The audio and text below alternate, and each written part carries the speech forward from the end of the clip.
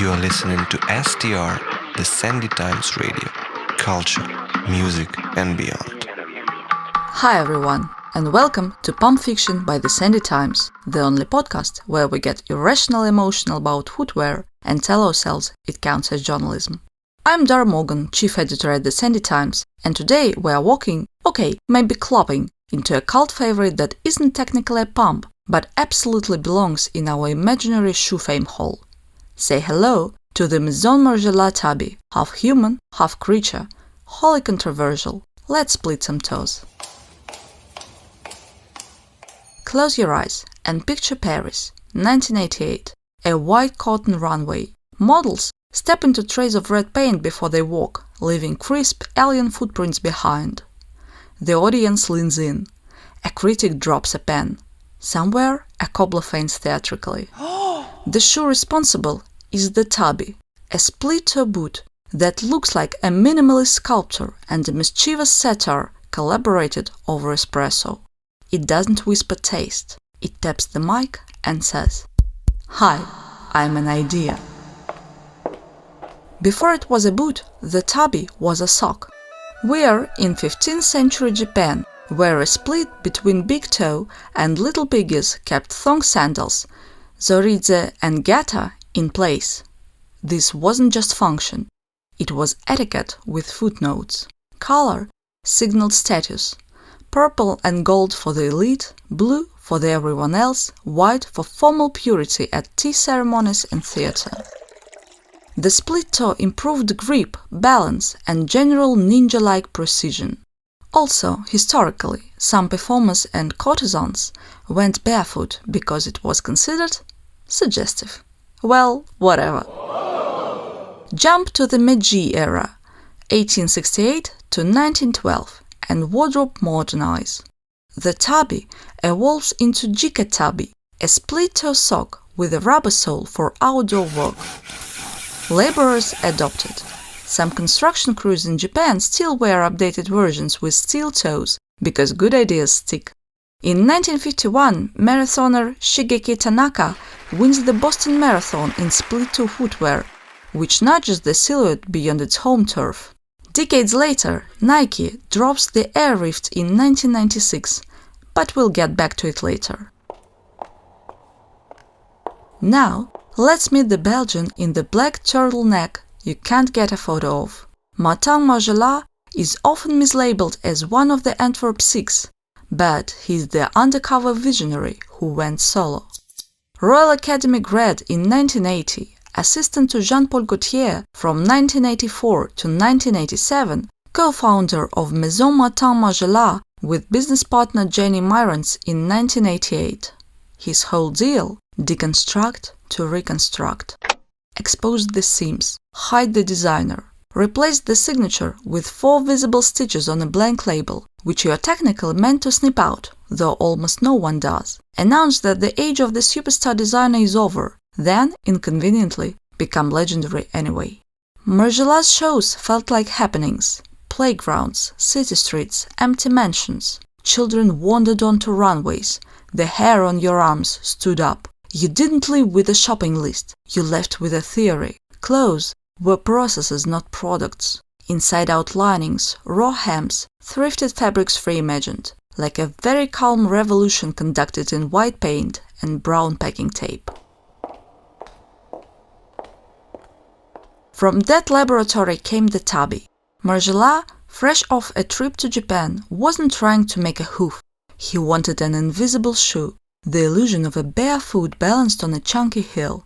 Factories, upon seeing a draft, said various versions of absolutely not. No. Enter Mr. Zagato, an almost retired Italian craftsman who saw the prototype and lit up like a pinball machine. He took the risk. The boot became real. That first spring-summer 1989 runway with the red footprints was theater, yes, but also education. Margiela wanted the audience to notice the footprint itself. Next season, the house refashioned that paint-spattered runway cloth into the opening look, a waistcoat held together with brown tape. And because the budget was petite, the same tabby boots were reused, repainted with white wall paint to feel new.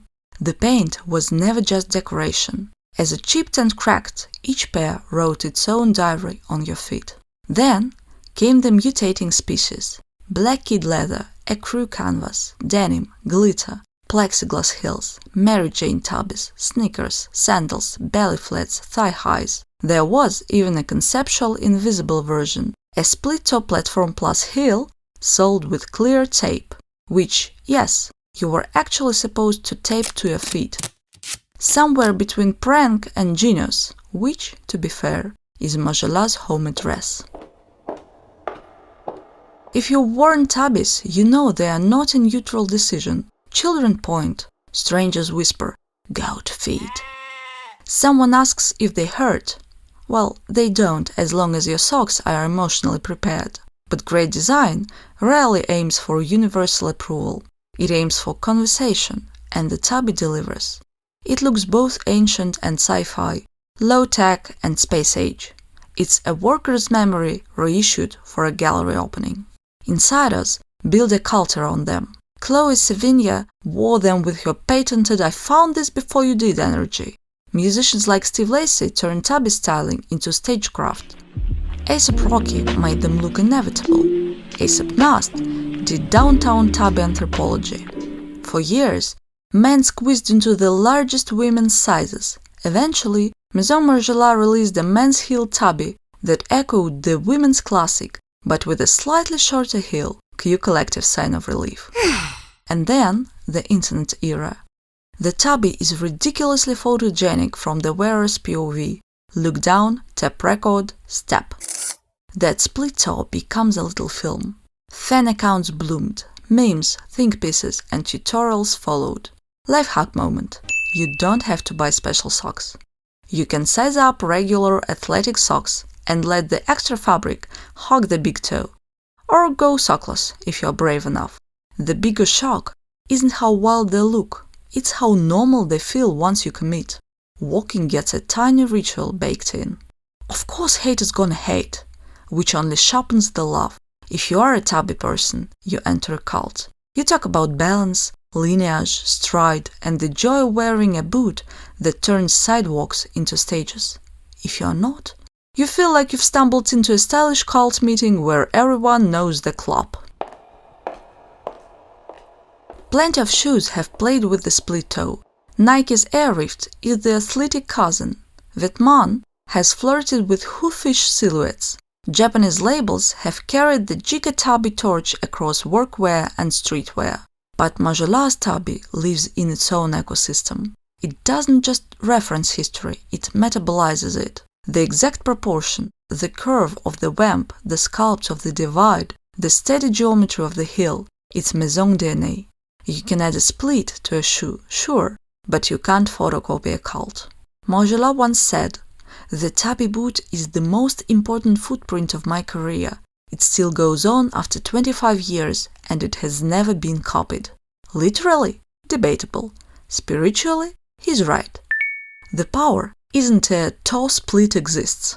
The power is how the object holds tension and stays coherent. There's also a small parable about creativity.